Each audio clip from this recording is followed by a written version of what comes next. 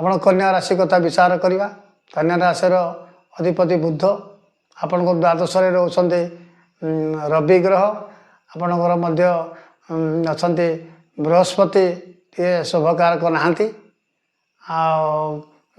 कन्या राशि आपणकर भी केतु ग्रह टी शोभाधिष्ठान ना तेणु भारी विव्रत अच्छे कन्या राशि वर्ष यही मसरे बहुत विव्रत भितर गति करेंगे बहुत व्यय भी हम पैसा बहुत आसो कि आपंकर व्यवहार बहुत रत पितादि प्रकृति सृष्टि हम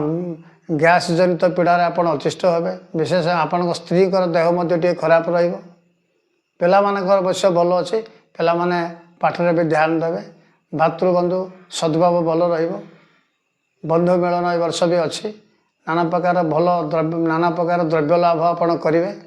ईप्सित द्रव्य लाभ करें